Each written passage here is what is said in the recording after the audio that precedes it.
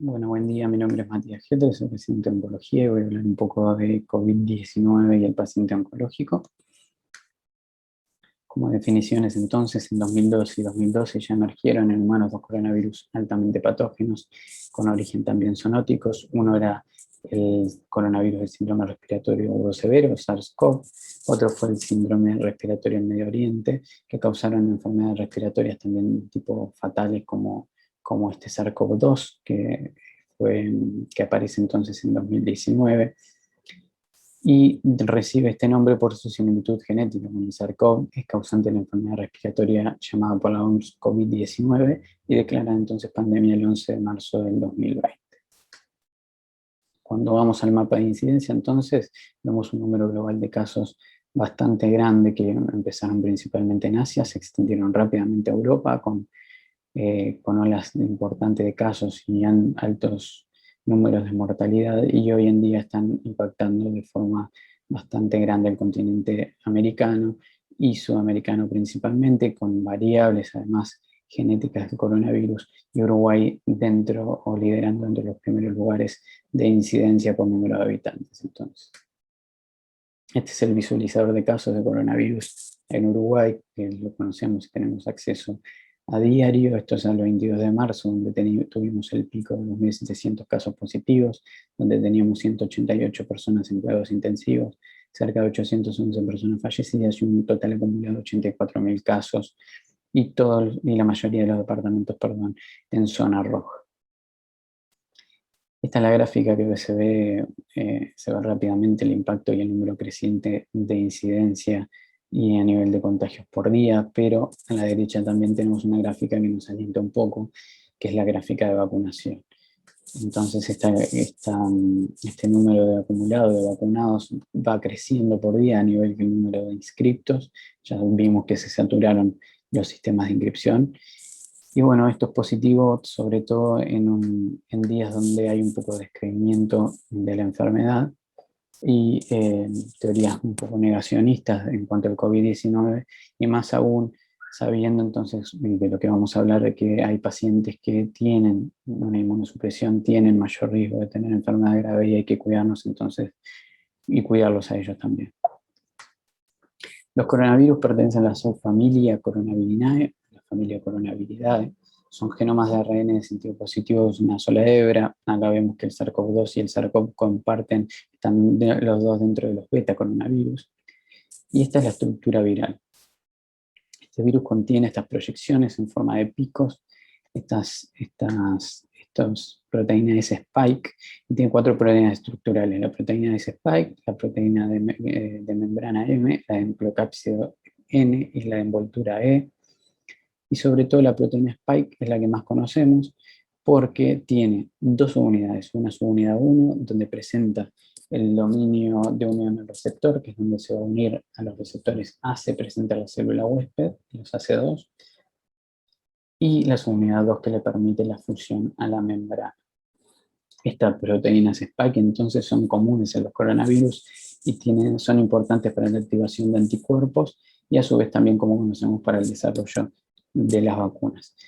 Este virus entonces entra a nivel de las vías respiratorias. Conocemos el síndrome de estrés respiratorio que genera, empiezan los pacientes a nivel de 7 a 10, pero también puede tener afectación de otros órganos, por ejemplo el sistema digestivo, como hemos visto pacientes que desarrollan diarreas importantes, que bueno, los pacientes más grandes pueden generar también deshidratación, y bueno, síntomas vinculados a la vía respiratoria alta y baja, eh, y síntomas más específicos o que se relacionaron con este virus, como son, por ejemplo, la alteración del gusto y el olfato, que los que tenemos la oportunidad de ver estos pacientes lo hemos visto que se mantienen y pueden estar vinculados en algunos trabajos a un factor, como un factor pronóstico positivo.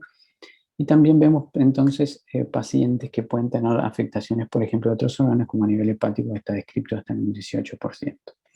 Entonces, esta infección, sobre todo respiratoria, obviamente en un paciente inmunosuprimido como un paciente oncológico en tratamiento activo, genera un cuidado particular, y eso es un poco lo que vamos a hablar en esta charla, de cómo se ha ido manejando a grandes rasgos el tema del paciente oncológico. Entonces, en oncología, ¿por qué es importante? Bueno, la CDC ya también lo identificó el cáncer como un grupo de pacientes con mayor riesgo de enfermedad grave por el virus que causa la COVID-19. Entre otros están los pacientes con enfermedad renal crónica, con EPOC, con obesidad, los pacientes fumadores, obviamente los trasplantados y otros pacientes inmunosuprimidos. Tipo de cáncer, la estratificación y las terapias son factores de riesgo adicionales para el COVID-19. Los pacientes, obviamente, con cáncer hematológico y cáncer de pulmón son más vulnerables que aquellos con otros cánceres, obviamente por el estado de inmunosupresión del paciente hematológico, y a nivel pulmonar porque es una enfermedad que principalmente da de estrés respiratorio, entonces son pacientes que tienen menor capacidad a nivel pulmonar y las infecciones pueden ser más graves. El tabaquismo, la enfermedad de EPOC, se suman también. Estos pacientes habitualmente comparten las tres enfermedades, entonces son pacientes totalmente vulnerables. Es por eso que como surgieron a nivel de otros servicios y a nivel mundial, recomendaciones para la asistencia del paciente oncológico en el marco de la emergencia sanitaria. Esta publicación del 25 de junio de la Cátedra de Oncología Clínica de la Facultad de Medicina del Hospital de Clínicas hace entonces un recuento de medidas generales que deberíamos adoptar y que se adoptaron obviamente y con bastante éxito, que fueron, por ejemplo, el triage telefónico con la limitación de la presencialidad. Eso ya es un punto importante en el paciente oncológico, porque recordemos que cuando vamos a dar un diagnóstico de una enfermedad oncológica o una progresión, por ejemplo, son pacientes que sí o sí tienen que ser de forma presencial, porque es un impacto importante en la vida del paciente, entonces hay que tener una selección bastante adecuada. Las medidas de protección generales, como se toman en el servicio, como el triage, la toma de temperatura, el distanciamiento, tener un lugar específico para atender a este tipo de pacientes o pacientes que tienen sospecha de coronavirus y tener un vínculo también con la emergencia y los sistemas de diagnóstico para, una vez identificado el paciente, evitar el contagio de los demás y poder también generar el diagnóstico en el mismo. Además de las recomendaciones generales, la oncología y el paciente oncológico es muy variable, hay una heterogeneidad enorme, entonces salieron pautas también a través del servicio para los tipos de cánceres más prevalentes, cómo actuar, o por lo menos unas recomendaciones generales que podemos ir adoptando en cuanto a la severidad de la incidencia que estemos viviendo día a día. Es así entonces, por ejemplo, medidas que se han tomado cuando tenemos acceso, por ejemplo, a la hormonoterapia y genera un beneficio similar al de la quimioterapia, obviamente optar por este tratamiento porque es menos inmunosupresor. Siempre estas decisiones tienen que estar eh, tomadas tanto como por el médico, pero con el paciente, sabiendo el paciente cuál es el riesgo-beneficio de optar por un tratamiento o por el otro. En los tratamientos de quimioterapia, obviamente, si tenemos dos tratamientos que tienen la misma eficacia y uno más inmunosupresor que otro, elegir el menos inmunosupresor, evitar o elegir los tratamientos que tienen menores idas al hospital. Obviamente, si tenemos un tratamiento de quimioterapia vía oral y se puede manejar en beneficio y hacer controles periódicos, es ideal. Quimioterapias de 21 días son mejor en el sentido de idas al hospital que las terapias semanales. Esto hay que tener cuidado porque también hay terapias cada 21 días que son más inmunosupresoras que las terapias semanales y hay que ver el riesgo-beneficio de esto también. Pero tenemos también medidas como la hormonoterapia, que se puede optar por dar mensual cada 3 o 6 meses. Hay oncólogos que habitualmente usan terapias mensuales que se podrían entonces optar por realizar más espaciados y controles más espaciados también. La inmunoterapia también, surgieron rápidamente publicaciones que podían espaciarse, en vez de hacerlo cada un mes, poder hacer cada 3 meses el tratamiento, y todo evitando entonces que los pacientes tengan mayor riesgo de infección. Acá igual hay algo muy importante y que lo puede decir tanto Isabel Alonso o los demás oncólogos de distintos servicios, es que el paciente oncológico se cuida, tiene un cuidado especial, al igual que otros pacientes inmunodeprimidos, y por suerte con todas las medidas que se han tomado, se ha manejado esto de forma bastante positiva, con un número de infectados que es bastante bajo o casi nulo. Las pautas también, como hay nacionales, entonces tenemos pautas para el manejo de forma internacional que podemos consultar, como la NCCN, ESMO. Traje este ejemplo sobre todo por una parte del cáncer de cuello uterino para ver cómo ESMO divide a nivel quirúrgico primero, prioridades, divide pacientes con alta prioridad, prioridad media y prioridad baja. Lo mismo para el tratamiento oncológico médico, lo divide en distintas prioridades. Obviamente esto todo adaptado a la situación epidemiológica actual y en el momento que está viviendo cada país. Muy bien. Siendo entonces a la importancia de vacunación en nuestros pacientes, ¿por qué es importante la vacunación? Bueno, sobre todo por la inmunidad colectiva. La inmunidad adquirida se puede establecer en el individuo de dos formas. Una es la infección natural y otra es mediante la inmunización con una vacuna. Obviamente la inmunidad natural puede darse sin la utilización de las vacunas, pero esto llevaría a un índice de mortalidad altísimo, con muchas personas fallecidas y obviamente teniendo un acceso y teniendo las vacunas es un poco antiético. Entonces la inmunidad colectiva se deriva de los efectos de la inmunidad individual, esto escalado a nivel de la población, y se refiere a la protección indirecta contra la infección conferida a individuos susceptibles cuando existe proporción suficiente grande de individuos inmunes en una población.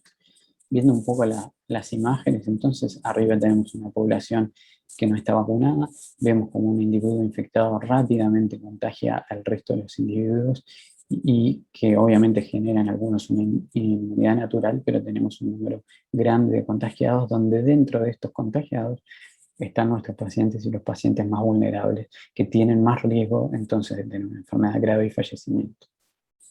Abajo tenemos una inmunidad colectiva, pacientes que puede ser, por ejemplo, vacunados, y vemos cómo al tener pacientes que ya tienen la inmunidad y un individuo que puede infectar, disminuimos y protegemos a estos individuos de forma indirecta, a los individuos que están vulnerables. Entonces, por eso, obviamente, cuando decimos que nos vacunamos por nosotros mismos, pero también por todos estos pacientes vulnerables que tienen mayor riesgo de padecer infecciones graves. Cuando vamos directamente a las vacunas que tenemos disponibles para nuestros pacientes en Uruguay, este fue el artículo que todos conocemos, el fase 3 de la vacuna de Pfizer, que evaluó la seguridad y la eficacia de esta vacuna, que se daba por vía intramuscular separada 21 días, en nuestro país se da cada 28, esto es posible, se puede dar cada 28, cada 21 días, incluso hasta 42 días en países que pueden llegar a tener un retraso en la adquisición de vacunas, y es necesario espaciar un poco entonces la administración. Las personas incluidas fueron de 16 años o más, y no tenemos entonces evidencia grande de utilización de estas vacunas en pacientes oncológicos, pero sabemos que tanto la vacuna de Pfizer como la vacuna Sinovac serían seguras porque no tienen virus atenuados, ni virus que puedan generar la infección, sino son una ARN y la otra virus inactivado, por lo tanto serían seguras en el paciente oncológico, entonces se recomiendan ambas.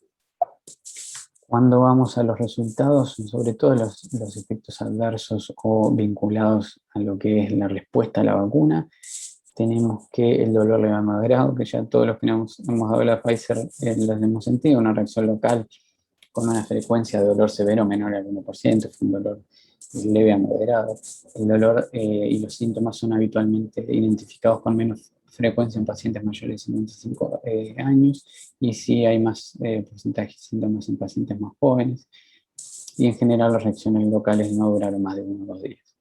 Los efectos sistémicos de la vacuna fueron informados con más frecuencia para los pacientes más jóvenes, de 16 a 55 años de edad, y más a menudo después de la segunda dosis. ¿Qué son síntomas sistémicos vinculados a la vacuna? Fatiga y cefalea, los más reportados, 59 y 52%, y la frecuencia, esto es importante, de cualquier evento sistémico grave después de la primera dosis fue un 0,9%, o sea que obviamente es más el beneficio que el riesgo que tenemos con estas vacunas. Recordad que puede dar fiebre, hasta un 16% de los pacientes tuvieron fiebre, 11% de los receptores de mayor edad tuvieron fiebre mayor a 38, quizás porque los pacientes de mayor edad pueden tener una respuesta inmune menor por el sistema inmune a una edad más avanzada. Esto obviamente es o sea, se puede estudiar, pero se puede deducir ese resultado de esa manera.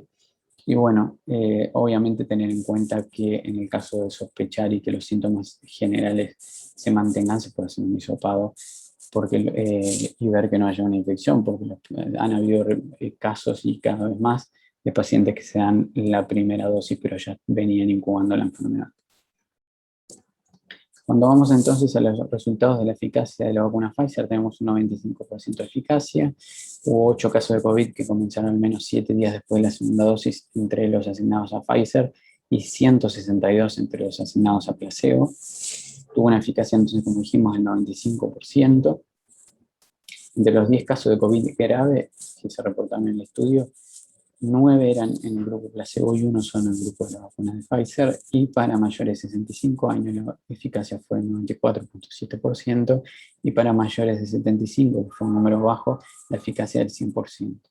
Para prevenir infección severa eso disminuye un poco entonces. Esta es la otra vacuna, la vacuna Sinovac, que es la que se da al mayor número de población de nuestro país. No cuenta con datos definitivos de fase 3, pero los datos de eficacia que ya conocemos son los de 50.3% a nivel global, un poco levemente por encima del 50% por Brasil. En Turquía informa una eficacia mayor, de cerca del 91%, pero aquí lo importante es que la enfermedad grave, la eficacia al igual que el nivel de todas las vacunas, es cercana al 100%, así que estamos ante vacunas seguras y bastante eficaces. Esto generaba obviamente dudas al principio, pero esas dudas también tienen que valorarse como algo positivo, porque el desarrollo de vacunas se dio totalmente acelerado y tenemos vacunas hoy en día con esa rapidez, que son seguras y eficaces. Y bueno, esperemos que también podamos ir disminuyendo la incidencia a nivel mundial, que es lo más importante. Es así entonces que empezaron obviamente a surgir las dudas de las recomendaciones de las vacunas en nuestros pacientes, en el paciente oncológico, y en la Sociedad de Oncología del Uruguay, la SOMPU, el Servicio de Oncología del Hospital de Clínicas y el Ministerio, a través del Programa Nacional del Cáncer, generaron estas actualizaciones, estas recomendaciones para la vacunación en el paciente oncológico, y están disponibles en la página del Servicio de Oncología, están disponibles en el Ministerio, están disponibles en la página de la Academia Nacional de Medicina, entre otros, y se han difundido entonces y todos tienen acceso. Incluso a nivel de SOMPU, a nivel de Secretaría, llegan pacientes que lo leen y tienen dudas, y se responden también a través por ese medio preguntas a los pacientes.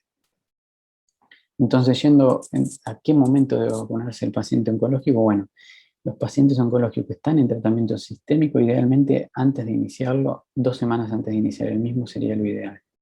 Obviamente no se aconseja suspender ni interrumpir el tratamiento sistémico ni radiante para realizar la vacuna, sino que no hay un momento estándar para hacerlo cuando el paciente ya está en tratamiento, pero hay que identificar el mejor momento. ¿Cuándo puede ser este momento? Bueno, entre un ciclo y otro. Nosotros en oncología tenemos drogas distintas de quimioterapia y distintos tipos de tratamiento que obviamente tienen que ser manejados por el oncólogo, que sabe cuándo es aproximadamente el nadir o cuando las defensas del paciente están más bajas o más susceptibles, y ahí obviamente no debería realizarse la vacunación, sino debería estar lejos del nadir y entre los ciclos de vacunas. Los pacientes que se encuentran recibiendo terapias nuevas como la inmunoterapia, no hay un momento específico recomendado, y los pacientes que están entonces recibiendo tratamiento con radioterapia o hormonoterapia se pueden dar vacunas en cualquier momento. Bueno, la idea entonces de esta presentación era un poco valorar o ver cómo se manejó los distintos servicios de oncología en cuanto a la pandemia actual, y como vemos, las actualizaciones van surgiendo día a día y nuevas recomendaciones para nuestros pacientes. Quizás ahora la doctora Isabel Alonso o el doctor Laufer quieran hablar un poco de cómo cómo fue el manejo de la enfermedad y el paciente oncológico en el servicio del Pereira Rosell, que también cada servicio es un poco particular. El Hospital Pereira Rosell también tiene un grupo de pacientes, muchos que vienen del interior y prefieren atenderse acá, entonces el manejo se hace también dificultoso en ese sentido. Bueno, les agradezco por la invitación y espero que haya sido útil la presentación. Matías, muchas gracias por tu presentación, muy buena, creo que nos aclaraste muchas cosas y nos sirve aprender en este momento tan difícil que estamos afrontando en nuestro país. Vamos a dejar las preguntas para el final porque tenemos a la doctora Adriana Menéndez, que es la directora general del Hospital de la Mujer, que quiere darnos la palabra, que está participando en este día de las jornadas. Muchas gracias, doctor. Mire, estas jornadas para mí, que son las primeras como directora del Hospital de la Mujer, representan un enorme honor y un placer de que estén realizándose. Y más placer, yo ya lo dije al principio, es la denominación que se propuso por parte de la organización y que se aceptó, nombrando al doctor Gabriel Palito Pombo como,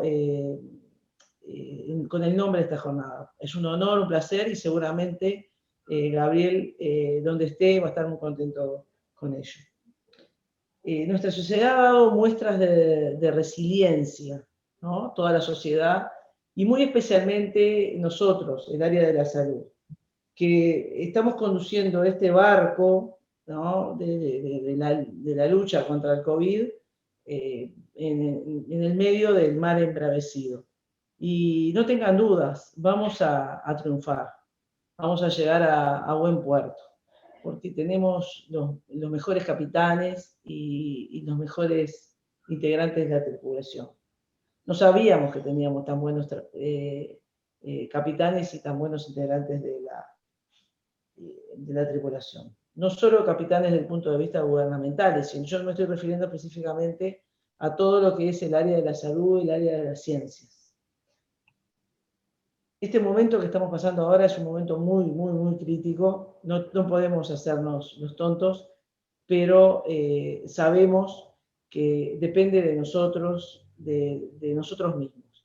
Esto, como siempre la gente le gusta en este país, compararlo con el fútbol.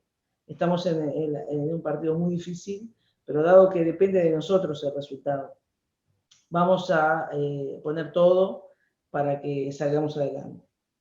Y yo ya le digo, no tengo duda que va a ser un éxito. Muchas gracias por esta jornada, muchas gracias a los organizadores, muchas gracias a los que participaron, dieron brillo y nivel a estas jornadas, y desde ya, ya no es auguro como cuando empezamos, ha sido un éxito, porque yo realmente he tenido referencias directas por muchos de los participantes, y esta jornada, que en esta vez es la 7ª, vamos a tener muchas más jornadas todos los años y actividades. Esta dirección está abierta a todo tipo de jornadas y ahora tenemos esta oportunidad, este desarrollo. Esta catástrofe mundial nos dio la oportunidad de desarrollar los métodos virtuales y tenemos a la Fundación Pelufo Higgins como un aliado estratégico del Hospital de la Mujer, que queremos agradecer enormemente, que ha puesto todo a nuestra disposición, todo su know-how, todas sus instalaciones, y desde ya nos dijeron que están dispuestos a apoyar fundamentalmente el área oncológica y el área oncológica de la mujer. Así que muchas gracias, Fundación Pelufo Higgins, en su directivo y en todos sus funcionarios. Es cuanto tengo para decir. Muchas gracias. Muchas gracias, agradecemos a la directora. Y por razones de tiempo vamos a pasar a la próxima charla. La doctora Laura Cowen, tromboprofilaxis, que ya fue presentada, la actualización del tratamiento de la enfermedad tromboembólica. Buenos días, agradezco haberme invitado a estas jornadas. Y en este momento decidimos traer este tema, que es una puesta al día con una revisión de los últimos estudios que han incorporado las nuevas drogas en el tratamiento del cáncer, de la tromboembolismo, de la enfermedad tromboembólica. Hubieron nuevos cambios y nuevas incorporaciones en el tratamiento fundamentalmente en pacientes con cáncer y trombosis venosa. Bueno, primero vamos a hablar de la importancia, todo el mundo sabe la importancia, día a día nos presentamos con pacientes con riesgo aumentado, con trombosis, y nos ponemos en decidir cuál es el tratamiento adecuado para este paciente. Sabemos que es una condición grave y en estos pacientes que afecta la mortalidad. Se estima que esta condición de cáncer y enfermedad tromboembólica afecta entre 5 a 15% de los pacientes internados y un 5% de ellos, los pacientes internados, mueren por tromboembolismo o enfermedad tromboembólica. Virchow en 1856 describe las 3 aristas de su triángulo, donde encuentra la estasis venosa, la lesión endotelial y la hipercoagulabilidad como génesis en la trombosis. Bueno, como ya dijimos, es la segunda causa de muerte de pacientes con cáncer. La primera es la progresión de la enfermedad. La segunda es la enfermedad tromboembólica. Y está asociado con mal pronóstico en los pacientes con cáncer. Su presencia, un diagnóstico de enfermedad tromboembólica, está hablando del mal pronóstico que va a tener este paciente oncológico. Clínicamente se pueden manifestar entre 10 a 15% de los pacientes, ¿tá? Así que hay un porcentaje elevado que los pacientes no tienen clínica y tienen trombosis venosa profunda o una trombosis en cualquier sitio. Y las autopsias encuentran entre 30 y 50% de trombosis o tromboembolismo pulmonar en los pacientes fallecidos con cáncer. Se ha visto que los pacientes con cáncer y enfermedad tromboembólica tienen 3 veces riesgo mayor de recurrencia y muerte, ¿ah? Y que el riesgo de enfermedad tromboembólica en pacientes con cáncer con cáncer y quimioterapia llega hasta un aumento del 6,5%. ¿Qué factores están incorporados? ¿Qué factores aumentan el riesgo en pacientes con cáncer? Fundamentalmente el sitio primario. Se vio que tumores del estómago o tumores del páncreas tienen alto riesgo de tener una trombosis. La edad, la inmovilidad, los tratamientos recibidos, las cirugías tienen alto riesgo trombótico y después vamos a analizar cómo valoramos los factores de riesgo y eventual tratamiento, la quimioterapia, la monoterapia y el uso de catéteres centrales también aumentan la trombosis, así como la hospitalización y la enfermedad metastásica, que tiene un elemento de mal pronóstico. No es. Bueno, existen, con este esquema presentado por Tom Hemostad, ven cómo existen, como ya dijimos, las características del tumor, los tratamientos recibidos, el recuento plaquetario, la hemostasis, descenso de los glóbulos rojos y aumento de los glóbulos blancos y aumento de las plaquetas, así como déficit de las sustancias hemostásticas y factores propios del paciente, como la historia previa de tromboembolismo, la edad, la inmovilización y la obesidad. Vemos como la incidencia de trombosis en cáncer se ve que 1 de 5 pacientes con enfermedad tromboembólica está relacionado con cáncer y en 1 a 5 pacientes con cáncer va a instalar una trombosis venosa profunda. Muy bien, ya habíamos hablado de estos temitas. Bueno, y en la New England Journal of Medicine, en su estratificación de factores de riesgo de trombosis venosa a nivel de la hipercoagulabilidad, ubica el cáncer en un 5% de riesgo relativo aumentado con respecto a los otros pacientes. La hipercoagulabilidad es un estado que está favorecido en el cáncer, donde se pueden determinar diferentes parámetros alterados, pero estas anormalidades no son predictoras de mayor riesgo de trombosis. Las podemos encontrar, pero no quiere decir que este paciente tenga asociado también un déficit de factor 5 o de antitrombina, ni otros factores de la coagulación. Podemos encontrarlo, pero es algo determinado por el cáncer, no es previo. Estas sustancias producidas por las células malignas son procoagulantes que actúan sobre el factor quinto de la coagulación y además el factor tisular actúa sobre el factor séptimo de la coagulación, estimulando la cascada de la coagulación. Habíamos hablado de los catéteres venosos centrales, también favorecen las trombosis. La superficie de estos catéteres son trombogénicas, que activan plaquetas y proteáceas que también estimulan los factores de la coagulación, 12 y 10. Los gérmenes gram negativos también que pueden afectar estas superficies, así como los gram positivos, liberan sustancias también trombogénicas que favorecen al daño y a la instalación de trombos.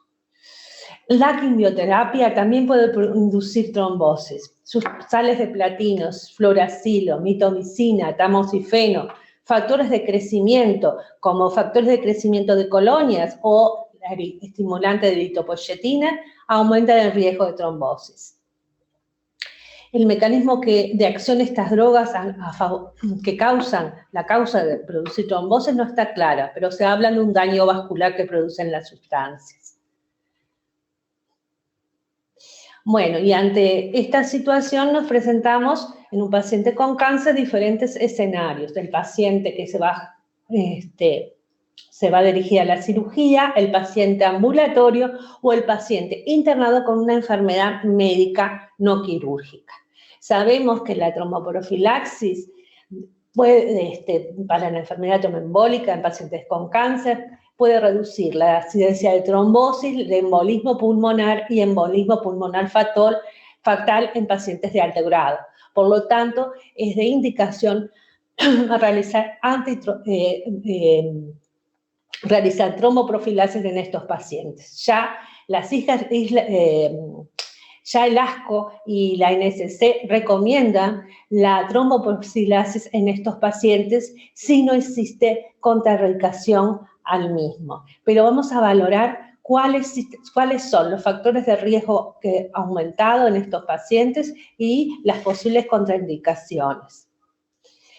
Cuando nosotros vamos a hacer una tromboprofilaxis o hacer un tratamiento anticoagulante frente a una trombosis instalada, nos entramos en una disyuntiva.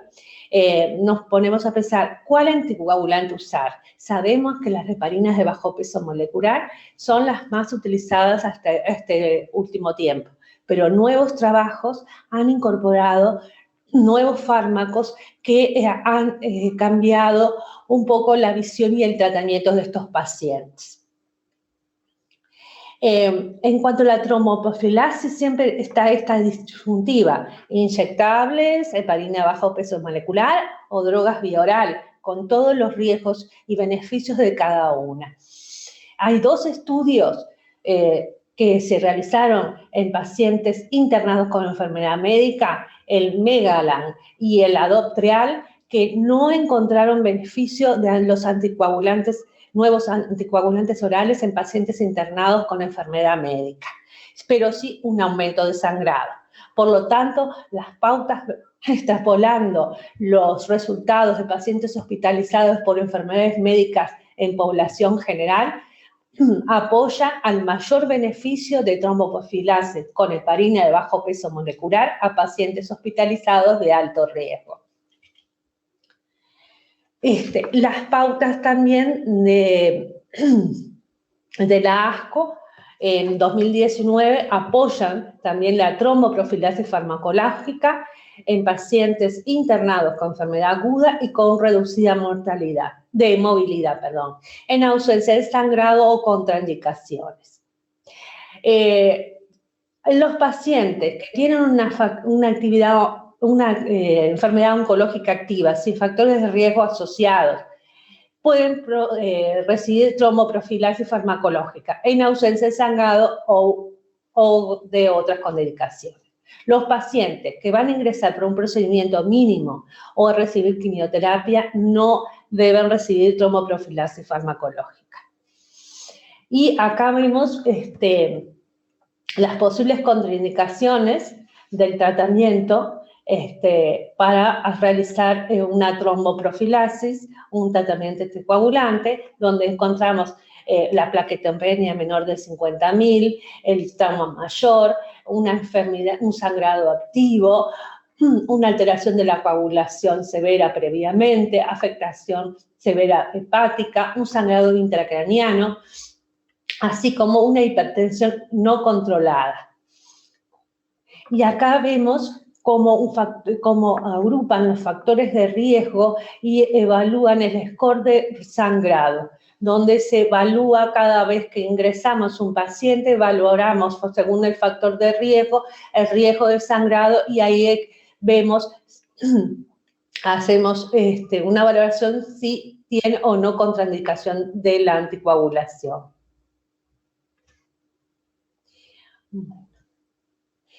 ¿Qué dicen las pautas del ASCO del 2019? Que todo paciente que va ingresado para una cirugía mayor, que tenga una enfermedad maligna, ¿tá?, debe recibir tratamiento de tromboprofilaxis preoperatoria y operatoria con heparina no fraccionada o heparina de bajo peso molecular, si no existen contraindicaciones.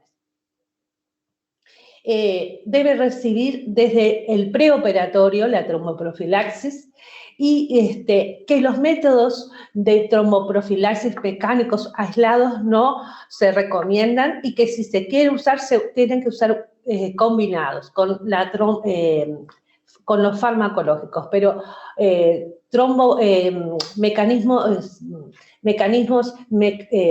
procedimientos mecánicos para evitar la trombosis únicamente no están recomendados. Y cuando van a operar un paciente, hay que valorar, como dijimos, el riesgo de trombosis. Y se cuenta con el score de riesgo de Caprini modificado, donde vemos los diferentes puntos que vamos a tomar y vamos a evaluar el score de riesgo de un episodio de tromboembolismo o enfermedad tromboembólica. Y según ello, nosotros lo dividimos en 4 categorías, donde vemos cuando tiene un riesgo moderado a alto, tiene un riesgo aumentado de presentar un evento de enfermedad tromboembólica o trombosis en ausencia de fármacos que hagan profilaxis del mismo. Se recomiendan las pautas también, que los pacientes que van a recibir una cirugía mayor deben recibir la tromboprofilaxis farmacológica hasta 7 a 10 días de la misma. Y que en los pacientes de alto riesgo, como son una cirugía mayor, como cirugía oncológica abdominopélvica, y que está asociado con movilidad, obesidad, historia previa de tromboembolismo o riesgo adicional, se haga por 4 semanas. En los pacientes de bajo riesgo, la duración de la tromboprofilaxis debe valorarse en cada caso. ¿Qué pasa con los pacientes ambulatorios? Hasta hace poco, solo un grupo muy pequeño de pacientes con patología hematológica, con los mielomas múltiples, recibían un tratamiento, estaba pautado recibir el tratamiento de tromboprofilaxis en forma ambulatoria. Ahora se han encontrado nuevos estudios, han puesto en los últimos años, que los anticoagulantes, inhibidores directos del factor décimo, es decir, los nuevos anticoagulantes orales y la heparina de bajo peso molecular, pueden reducir el riesgo de enfermedad tromboembólica en pacientes ambulatorios de alto riesgo, ¿tá? pero esto puede aumentar el riesgo de sangrado. Por lo tanto, siempre hay que poner una balanza riesgo trombótico, riesgo de sangrado antes de indicar estos fármacos. El score de Corana es un score hecho específicamente para pacientes ambulatorios donde vamos a valorar el riesgo de enfermedad tromboembólica o enfermedad de trombosis que tengan estos pacientes y que van a iniciar quimioterapia. Ahí vemos donde el sitio primario y fundamentalmente los pacientes con cáncer de estómago y páncreas, así como la presencia de plaquetas, hiperplaquetosis, disminución de la hemoglobina, la hiperleucocitosis y el sobrepeso suman factores de riesgo para decidir en el score del tratamiento de tromboprofilaxis en estos pacientes ambulatorios. ¿Y qué nuevos estudios han incorporado estos fármacos, los nuevos anticoagulantes orales en la tromboprofilaxis de pacientes ambulatorios? Hay dos trabajos nuevos publicados en New England Journal of Medicine en febrero de 2019 y ese es el AVERT, donde estudia pacientes con score de Corana mayor o igual de 2, es decir, de alto riesgo, y que inician la quimioterapia a realizar tromboprofilaxis con apixaban o placebo.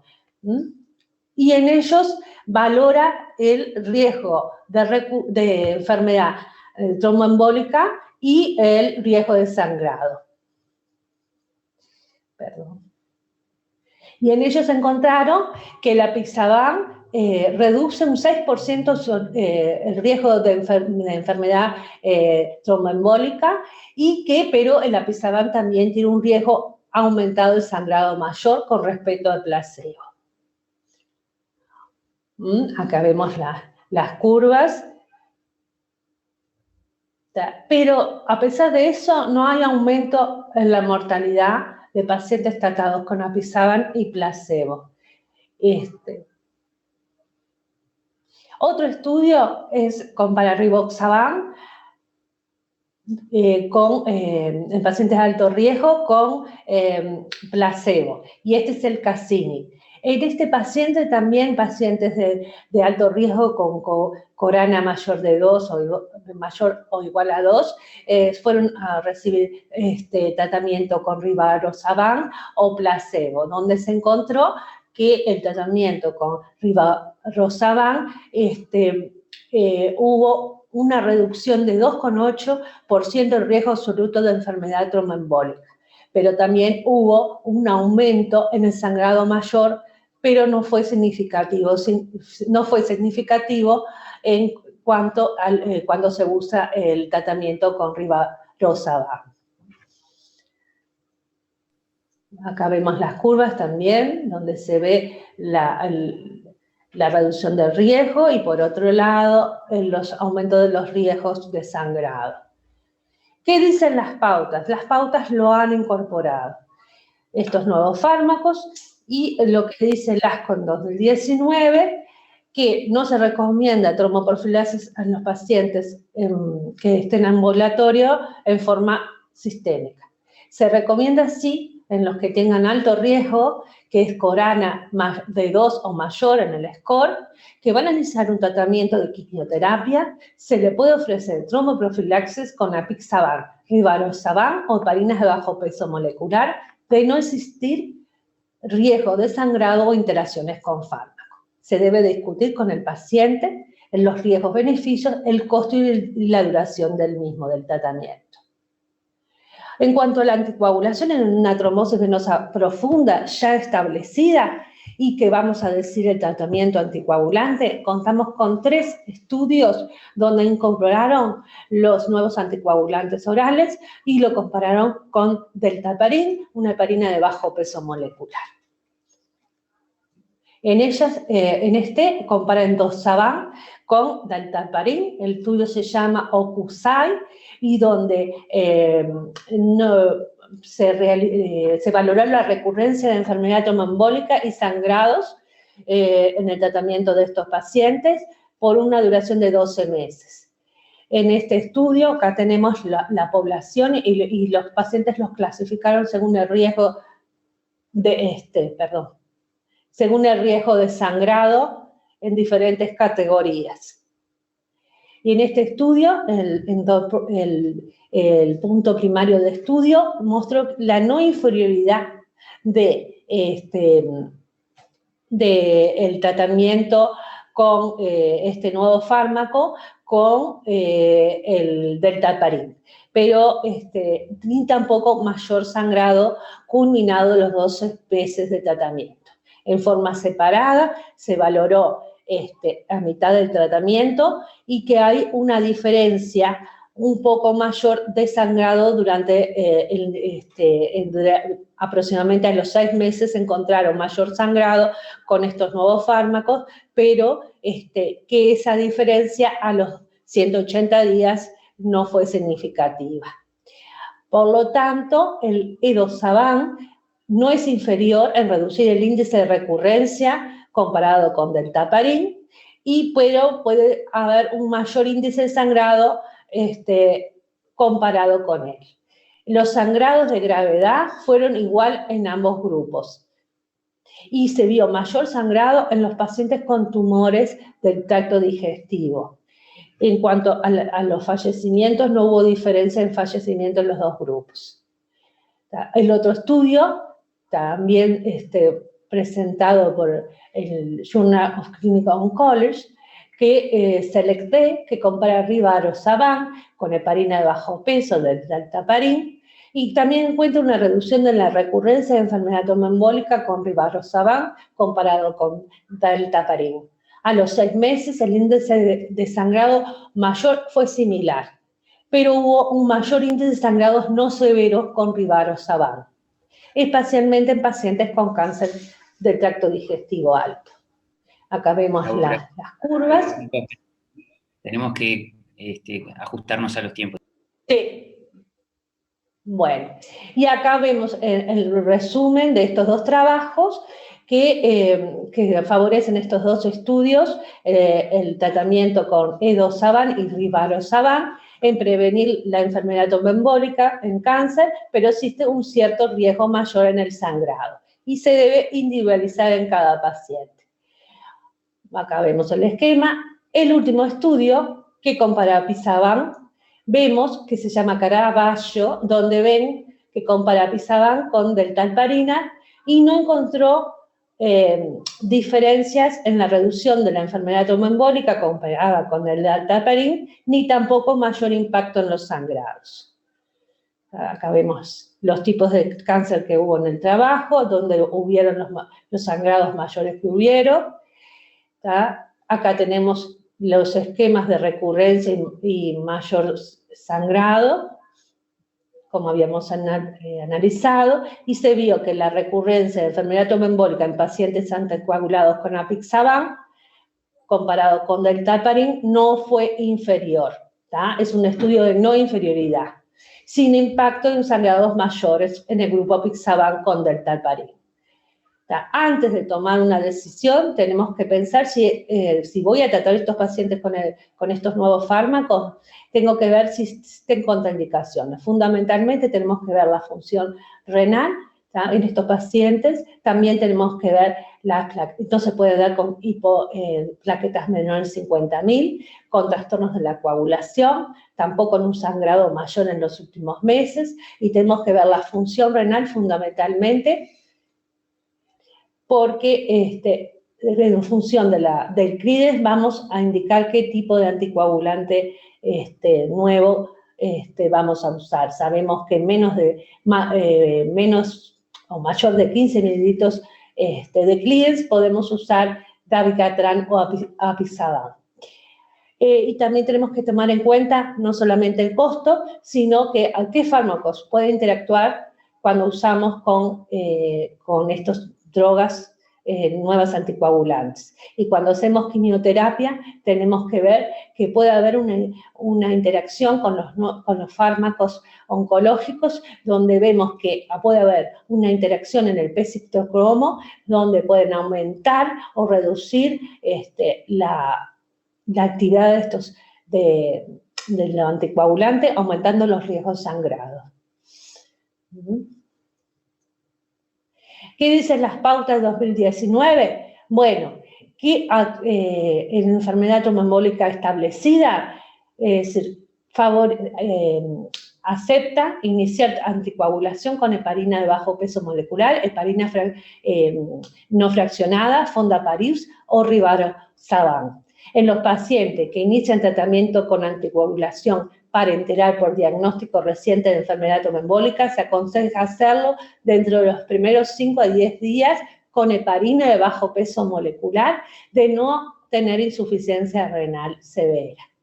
A largo plazo, se recomienda heparina de bajo peso molecular, Edosaban o Rivaroxaban, por lo menos 6 meses. Y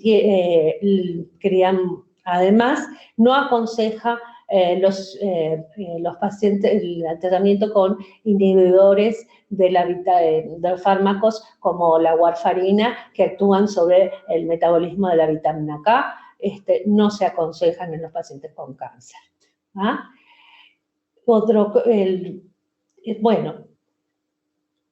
Y usted aconseja una anticoagulación prolongada luego de los 6 meses en estos pacientes si tienen enfermedad oncológica, metastásica o están en tratamiento de quimioterapia. El filtro cava, cuando estamos frente a un tratamiento, un eventual sangrado mayor con contraindicación de anticoagulación, puede ser una indicación según la opinión de expertos, pero se vio que esto no aumenta la sobrevida del paciente y que tiene evidencia que solo es beneficioso en las primeras semanas de la trombosis. Luego la colocación del mismo no tiene evidencia que mejore, evite el efecto trombótico y que a su vez incluso puede aumentar el riesgo de enfermedad luego de colocarlo después de 4 semanas. Bueno, muy bien. ¿Qué llevamos a casa? Para resumen, sabemos que los pacientes hospitalizados con enfermedad médica aguda, que van a estar inmovilizados y que tienen otros factores de riesgo asociados, van a llevar una tromboprofilaxis con heparina de bajo peso molecular. Los pacientes internados para cirugía pueden recibir heparina de bajo peso molecular, heparina no fraccionada y Fondaparis. Debe discutirse en forma individual en función de los factores como insuficiencia renal, plaquetopenia y riesgo de sangrado, qué fármaco vamos a usar. No se recomienda en forma ambulatoria la tromboprofilaxis, salvo que tengan factor altos de riesgo, score de Corana 2 o mayor, donde se aconseja que puede hacerse tromboprofilaxis con Apixaban, Rivaroxaban o heparinas de bajo peso molecular, de no existir significativo de riesgo de sangrado o interacción de fármacos. Bueno, muchas gracias. ¿Tienen alguna duda? No, Joel, agradecerle a Laura por la presentación, que además es muy exhaustiva. Seguramente vamos a tener que revisarla para acordarnos de todo. Antes de que hable Dana, por las dudas, ya quiero agradecerle a la doctora María Isa Facino en representación del Ministerio de Salud Pública con el Programa Nacional de Control de Cáncer, que hablará al final. A ACE, a través de la doctora Victoria Lanfrú y de la doctora Adriana Menéndez, por habernos permitido realizar estas jornadas. A la comisión honoraria, gracias a mi secretaria, que si no, no hubiéramos podido organizar con Sebastián todo esto que hemos hecho. A los invitados extranjeros, que de alguna forma le dieron más brillo a nuestras jornadas. También agradecerle a la Cátedra de Oncología, que al participar han ayudado a la Semana de Ginecología. Y ni que hablar a todos los que nos auspiciaron, las sociedades científicas, la de anatomía, la de tracto genital inferior, la de oncología médica. Y por supuesto a todos los participantes que todos los años colaboran con nosotros, ya sea desde la UBO o de las otras cátedras del hospital. Así que gracias y gracias, Dana. Hola, buenos días para todos. Muchas gracias. Es un honor para mí participar hoy de estas jornadas.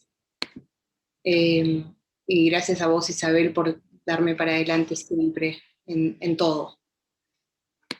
¿Se ve ahí la presentación? Sí, perfecta.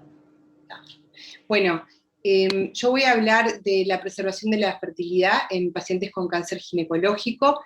Voy a ajustarme al tiempo que me asignaron y si veo que no me alcanza, lo voy a cortar. Así que voy a ser respetuosa con el tiempo.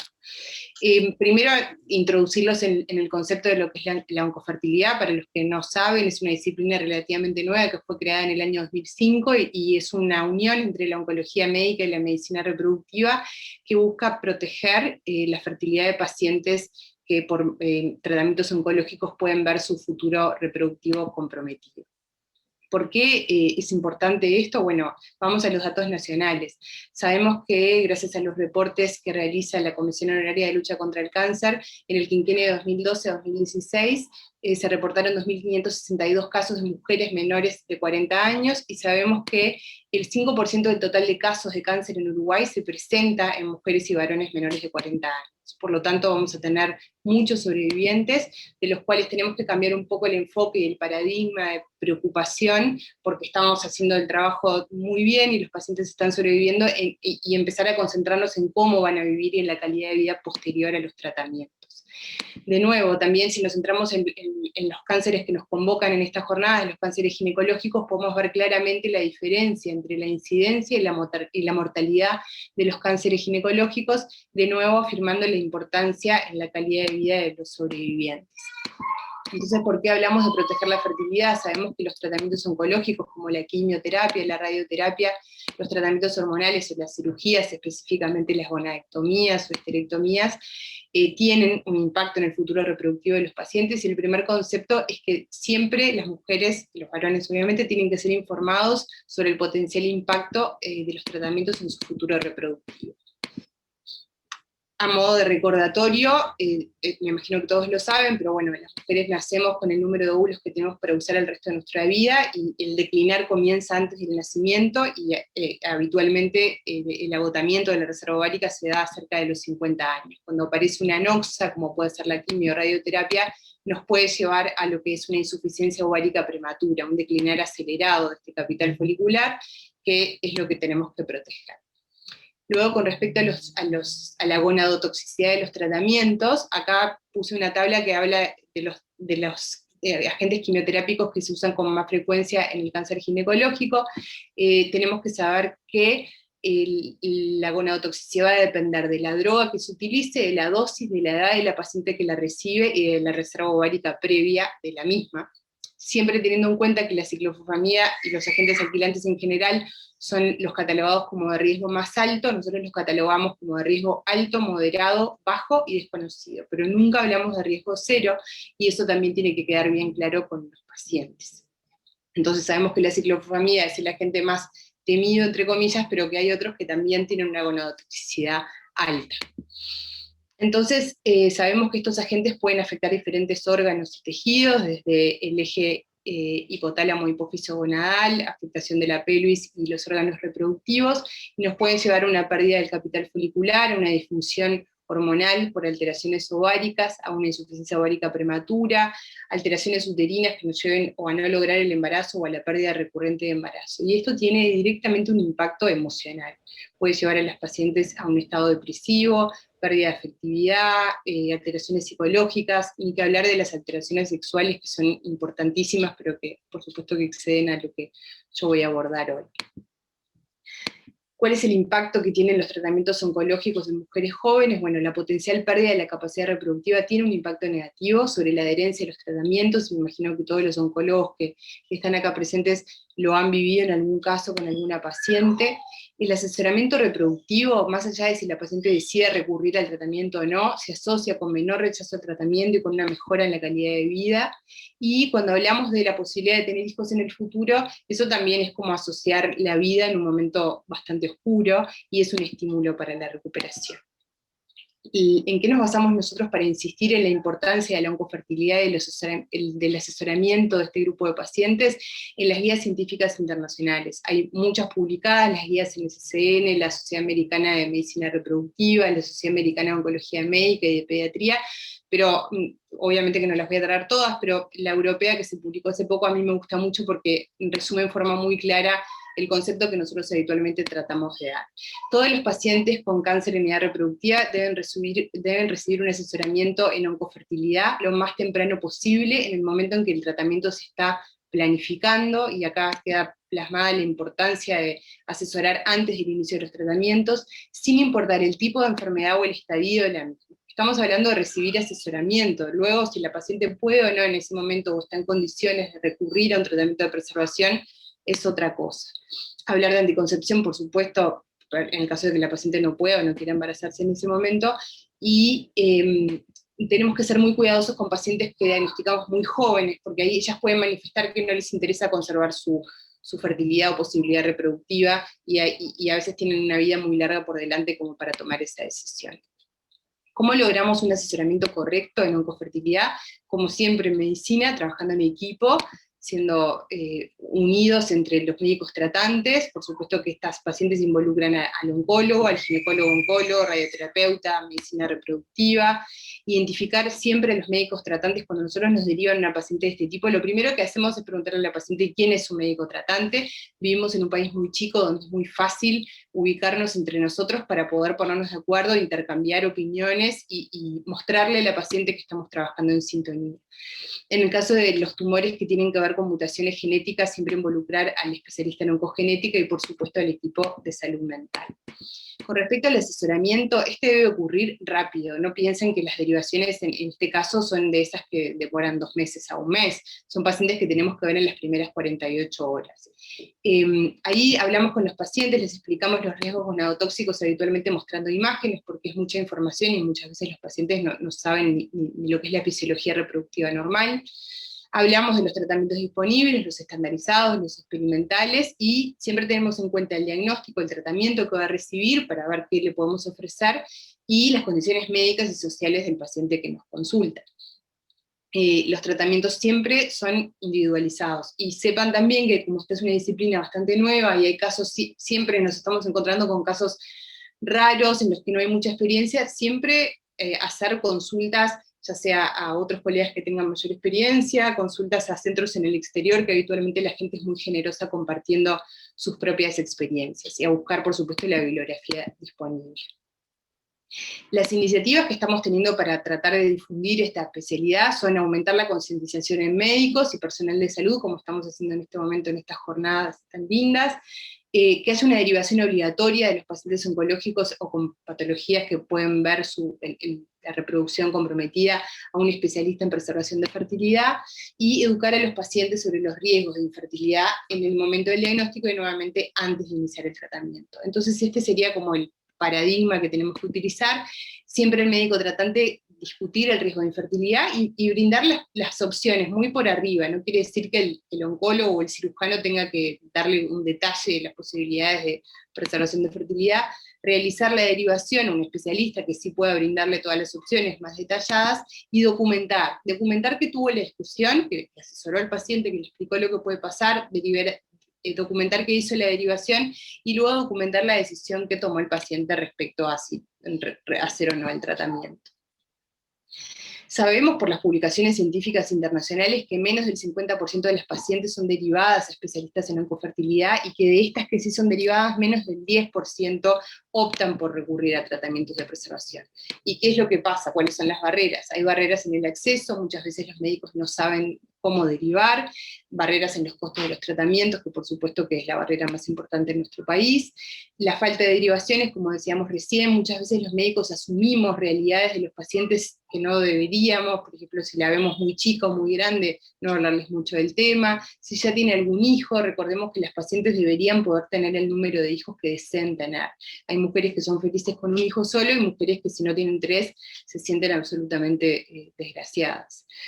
Y muchas veces las pacientes deciden no recurrir a estos tratamientos porque les preocupa la demora al inicio del tratamiento, o porque tienen demasiada angustia en ese momento también. Entonces sabemos que la parentalidad es importante para la mayoría de los sobrevivientes, y a pesar de que hay un gran interés en esto, es muy bajo el número de pacientes que recurren. Entonces pensamos que hay un gran desconocimiento sobre el impacto de la fertilidad de los tratamientos, y que muchas veces los médicos tenemos como un conflicto de prioridades en cuanto a cómo realizamos las derivaciones. Hay muchos médicos que se sienten inseguros respecto a derivar a las pacientes y respecto a ciertos tratamientos de preservación de fertilidad, sobre todo los tratamientos hormonales. Hay falta de conocimiento en cuanto a las técnicas disponibles, y hay mucha angustia y dificultad por parte del personal de salud para abordar estos temas. Entonces, simplemente 2 enunciados de guías internacionales de oncología clínica, como es la americana, hay conceptos que tienen que quedar claros. En ningún trabajo científico se ha demostrado que preservar la fertilidad tenga un impacto negativo en la recurrencia o tasas de sobrevida de pacientes oncológicos, y que no hay ningún estudio que haya demostrado aumento de riesgo de recurrencia por ciclos de estimulación ovárica controlada o posterior embarazo. Hasta ahora puede cambiar, pero hasta ahora no hay nada demostrado. Con mis colegas y amigas, compañeras Clarita Rodríguez y Matilde Boada, decidimos investigar un poco, bueno, qué está pasando en Uruguay y cómo estamos trabajando acá, los médicos que vemos esta población de pacientes oncológicos. Hicimos este trabajo, que fue una encuesta que espero que varios de ustedes hayan tenido la oportunidad de responder, se mandó online, y para ver el conocimiento, la actitud y la práctica clínica de los médicos que atienden pacientes oncológicas respecto a la oncofertilidad. Este trabajo está siendo evaluado en el Congreso Americano de Oncología Médica para su presentación. Y solamente les quiero mostrar 2 diapositivas de los resultados. En una de las preguntas preguntábamos si la persona pensaba que las técnicas de preservación de fertilidad podían generar retrasos en el inicio del tratamiento oncológico, y que esto influye en su recomendación, y vemos que más del 50% responden que sí, o que no lo tienen claro. O sea que es muy importante la difusión y conversar sobre esto. Y luego preguntamos si realizaban derivaciones a especialistas en preservación de fertilidad en su práctica clínica, y vemos que el 51% deriva a veces o nunca. Y también esto es algo en lo que tenemos que trabajar mucho para poder cambiar. Simplemente mencionarles que existen varios tratamientos de preservación de fertilidad, algunos se encuentran en fase experimental y otros estandarizados. Destacar la importancia de la protección pélvica en los tratamientos de radioterapia pélvica. La transposición ovárica es algo que usamos muy poco, y que todas las guías científicas aconsejan a utilizarlo más. Por supuesto que tenemos que tener cuidado si son pacientes que además van a recibir tratamiento sistémico con quimioterapia, pero que es algo que está disponible, que hay excelentes ginecólogos oncólogos en este país y que se podría utilizar más. Bueno, la criopreservación de ovocitos y embriones son técnicas estandarizadas también. Cuando hablamos de las técnicas experimentales, la supresión gonadal, hablamos del uso de agonistas de GnRH, yo sé que muchos oncólogos lo utilizan.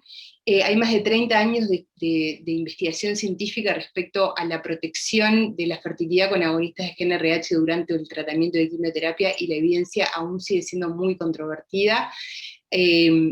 Yo creo personalmente, y lo que dicen también las guías científicas y la Sociedad Americana de Oncología Médica, que cuando no hay otros tratamientos disponibles, y en nuestro país es muy limitado el acceso a la preservación de ovocitos, hay que hacerlo. Es imposible que a las pacientes les haga mal, y puede tener cierto poder de protección de la fertilidad. Entonces creo que debe ser un recurso que utilicemos más de lo que utilizamos. La criopreservación de tejido ovárico, que en realidad la Sociedad Americana de Reproducción no considera más experimental desde 2019, y la maduración folicular in vitro, que es algo experimental en todo el mundo. De nuevo, las guías científicas recomiendan que en pacientes que enfrentan la posibilidad de una infertilidad como tratamiento oncológico, se debe plantear la preservación de ovocitos, y simplemente les quiero contar algunas cosas de esto para derribar algunos mitos. Es un tratamiento seguro, que debe iniciarse antes del inicio de la quimioterapia, y que lleva 2 semanas. Eso me parece importante, porque mucha gente piensa que las demoras son más extensas. Es una técnica estandarizada que nos permite, si las pacientes luego utilizan estos óvulos que guardaron, recurrir al estudio genético preimplantatorio, en el caso de que sean portadoras de enfermedades monogénicas. Permite también la subrogación uterina si son pacientes que luego no pueden gestar. ¿Qué desventajas tenemos? Es una técnica que es imperfecta por el número de ovocitos limitado que podemos obtener, y esto es un problema, y es un problema en nuestro país, porque muchas veces las pacientes que nos llegan para tratamientos de preservación ya son grandes, tienen más cerca de los 40 años, y a veces la reserva ovárica ya está comprometida. Y el éxito de estos tratamientos va a depender del número de ovocitos que podamos obtener. Es un proceso que, si bien para nosotros 2 semanas es algo que es realizable, es un tiempo que para la paciente a veces es agobiante. El tema de los costos, no se recomienda luego iniciar la quimioterapia. Si se trata de una paciente que ya recibió quimioterapia, tenemos que esperar 6 meses a 1 año para permitir que haya que el daño cromosómico que se generó en esos ovocitos se pueda reparar. Y no es posible realizarlo en pacientes prepuberales que exceden a las pacientes de las que estamos hablando hoy. Con respecto a los costos, simplemente mencionar, para los que no saben, que no hay cobertura pública ni mutual para estos tratamientos de preservación de fertilidad, y que esto es un problema grave, que esperemos que cambie en un corto plazo, pero que hoy es la realidad que tenemos, y que lo hace inaccesible para la mayoría de los pacientes. Pero como vienen hablando todos estos días sobre los medicamentos de alto costo, y el Oncotype, y tantas cosas que beneficiarían a nuestros pacientes, pero que no los podemos brindar porque son muy costosos, igualmente las pacientes merecen saber y que esto existe y que se puede hacer, y que se puede hacer en nuestro país, porque nosotros nunca sabemos qué posibilidades tienen los pacientes. Entonces la información la tienen que recibir y luego van a tener que decidir respecto a sus posibilidades. 2 palabras respecto a la preservación de tejido ovárico. La primera vez que se realizó con éxito, el primer nacido vivo reportado fue en el año 2004 en Bélgica, y desde entonces ya ven que el aumento de la utilización de esta técnica ha sido exponencial, y con muy buenos resultados. Los centros que más lo realizan en Bélgica, Estados Unidos e Israel tienen tasas de éxito de entre un 30 y un 40%, que es muy alto y muy bueno.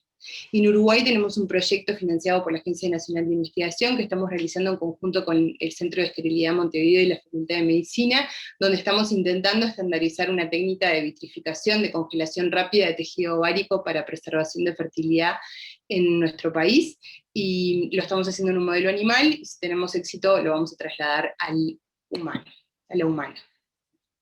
Con respecto al cáncer ginecológico, que es lo que más les quiero contar hoy, antes, hasta hace poco, y en realidad no hace tanto que yo fui residente, éramos mucho más agresivos con las cirugías, y los tratamientos estandarizados muchas veces son los tratamientos radicales, y hoy estamos intentando movernos hacia tratamientos conservadores o tratamientos médicos en pacientes con estadios iniciales de cáncer ginecológico en edad reproductiva.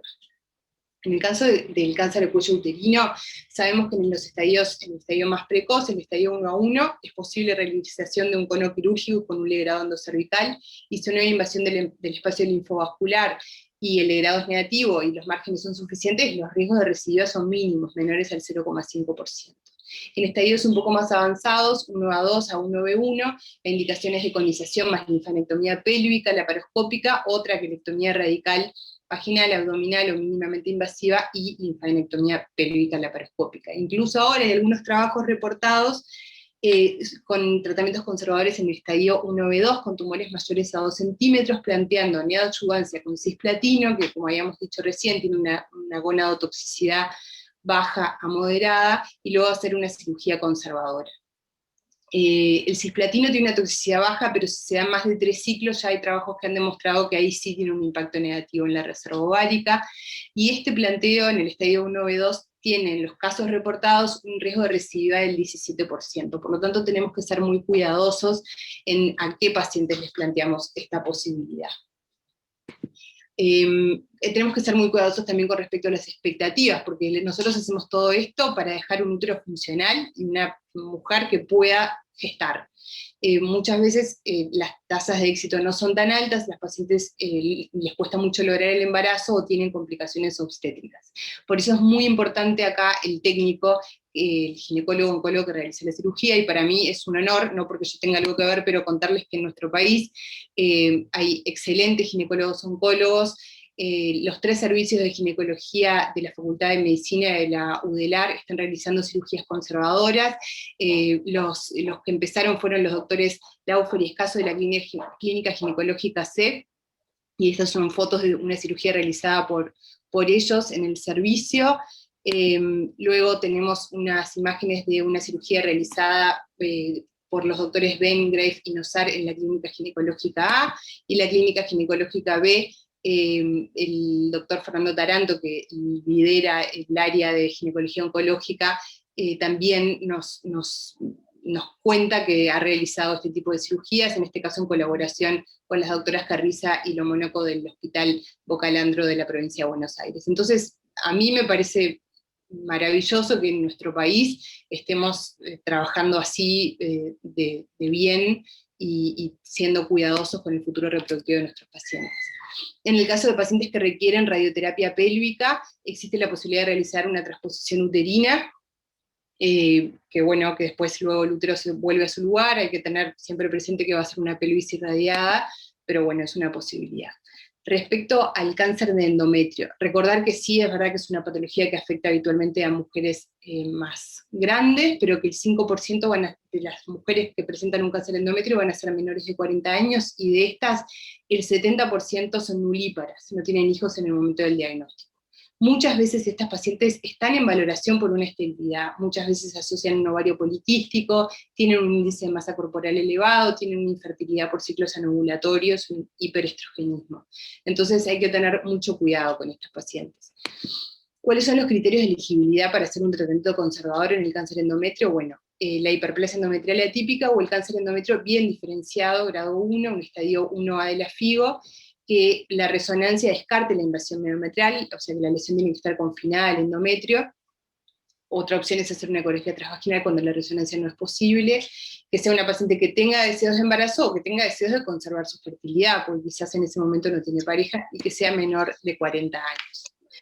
Es importante acá el análisis anatomopatológico por patólogos entrenados en ginecología oncológica de las muestras, de las biopsias de estas pacientes. Se debe hacer un seguimiento estricto cada 3 meses, el inicial a los 3 meses, y luego a los 6 meses, y realizar siempre biopsias endometriales y repetir resonancia. La respuesta completa decimos que se da cuando ya no hay células tumorales o atipías en la biopsia, en la anatomía patológica, y estas pacientes deben recibir un asesoramiento adecuado de que este no es un tratamiento estandarizado, si bien las guías científicas lo recomiendan, y que existe cierto riesgo de recurrencia o progresión de la enfermedad, aunque es muy bajo el reporte de estos casos. ¿Qué tratamientos elegimos para estas pacientes cuando les ofrecemos un tratamiento médico? Bueno, los gestágenos. Siempre puede ser acetato de meroxiprogesterona, acetato de megestrol o el DIU liberador de levonorgestrel. Las dosis son un poco controvertidas, pero esas que pongo ahí en la imagen, después la presentación va a estar disponible, son las que se usan habitualmente. El tiempo de tratamiento aún es discutible, de 6 meses a 12 meses es lo más estándar, pero luego de los 12 meses se ha visto como una meseta. Luego las pacientes logran, en el 70% de los casos, la desaparición de la enfermedad después de 12 meses. Luego de más de 12 meses aumenta muy poco la mejora. Otros fármacos recomendados son la metformina y la resección histeroscópica de la lesión. Y sabemos que la metformina hace mucho tiempo que está siendo estudiada por su efecto antitumoral. Entonces la recomendación en estas pacientes es, una vez que si fracasó el tratamiento, cuando ya no hay deseos concepcionales o cuando ya lograron el embarazo, la esterectomía con estadificación quirúrgica completa, y en pacientes en edad reproductiva la tendencia a no realizar una oforectomía en estadios iniciales de cáncer de endometrio por el impacto hormonal que puede tener realizarlo. Las tasas de embarazo en este grupo de pacientes son muy variables, entre un 32,2% a un 74%, y son pacientes que habitualmente requieren tratamientos de reproducción asistida. No se olviden que recién decíamos que son pacientes que ya habitualmente tienen una historia de esterilidad, y nosotros, una vez que logramos éxito con el tratamiento médico, necesitamos que se embaracen cuanto antes. Y bueno, muchas veces recurrir a tratamientos de reproducción asistida es lo mejor para ellas. Recordemos también que las que tienen peores tasas de embarazo son las que tienen índice de masa corporal más elevado, resistencia a la insulina, y bueno, esta también son la mayoría de las pacientes, entonces tenemos que ser bastante cuidadosos y exigentes con los hábitos higiénico-dietéticos. Entonces, la evidencia disponible es consistente respecto a que los tratamientos preservadores de la fertilidad son seguros en pacientes con cáncer de endometrio grado 1, limitado al endometrio o hiperplasias endometriales, y los tratamientos con gestágenos asociados a metformina y resección histeroscópica se asocian a una mayor efectividad. Cuando hay una infertilidad por factor uterino, por un cáncer de cuello o cáncer endometrio en que no pudimos salvar el útero, bueno, saber que existe el trasplante uterino en el mundo, cada vez hay más casos reportados. Es algo que me parece que con los excelentes cirujanos que tenemos en nuestro país, podemos empezar a plantearnos a mediano plazo, y conocer que existe la ley de subrogación uterina dentro de la ley de reproducción asistida en nuestro país. Es una ley que es un poco entreverada, pero que existe, y que tenemos que saber que si los pacientes tienen hermanas, o sus parejas tienen hermanas, es una posibilidad recurrir a ella. En el cáncer de ovario es un desafío mayor, porque el tumor está localizado en el órgano que tiene las células gonadales, en estadios precoces de FIO 1A1B, o los tumores borderline, tumores germinales o de los cordones sexuales, se puede plantear tratamientos conservadores. En el caso de tumores borderline en grados bajos, se puede plantear una anexectomía unilateral con buenos resultados. Los tumores epiteliales 1A1B, se puede realizar una anexectomía unilateral con estadificación peritoneal, por supuesto, linfadenectomía pélvica y paraórtica, y en grados más altos la seguridad es discutible y hay que evaluar en cada caso. Siempre estas pacientes también las tenemos que asesorar en cuanto a la preservación de ovocitos, porque muchas veces son pacientes que requieren adyuvancia, y de nuevo, no podemos dejar un ovario que va a estar expuesto a la gonadotoxicidad de la quimioterapia, hay que protegerla antes. Rápidamente algunas palabras de cáncer de mama.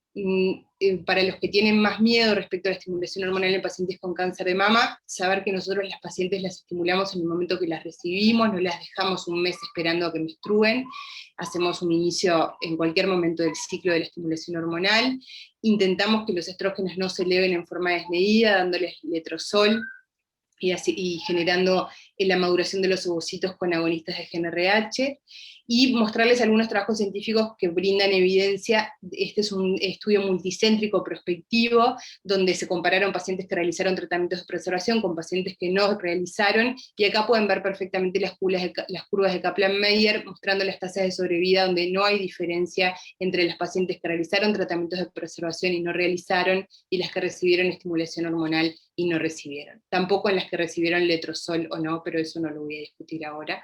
Pero bueno, la evidencia disponible muestra que los tratamientos de estimulación hormonal que se usan actualmente son seguros en pacientes con cáncer de mama. ¿Qué pasa con el embarazo? ¿Cambia el pronóstico? ¿No lo cambia? Bueno, acá podemos ver de nuevo una comparación de pacientes que se embarazaron luego del cáncer de mama y pacientes que no se embarazaron, y no hay diferencia respecto al tiempo libre de enfermedad en pacientes con cáncer que tuvieron cáncer de mama, sin importar el estatus de los receptores hormonales. Esto también es bien importante. De hecho, hay trabajos que muestran un rol protector del embarazo en pacientes sobrevivientes de cáncer de mama. ¿Qué pasa con las pacientes que son BRCA1 o 2 mutadas, menores de 40 años? Esto implica también el trabajo en equipo con oncólogo, genetista y especialista en oncofertilidad. Muchas veces son pacientes que, claro, tienen mucho miedo de transmitir esta enfermedad a la descendencia, y tienen que ser bien asesoradas. También son pacientes que muchas veces asocian una baja reserva ovárica y requieren tratamientos de reproducción asistida. Con la evidencia que hay disponible hasta ahora, que es bastante escasa, podemos decir que la estimulación hormonal es segura en pacientes BRCA1 y 2 mutadas.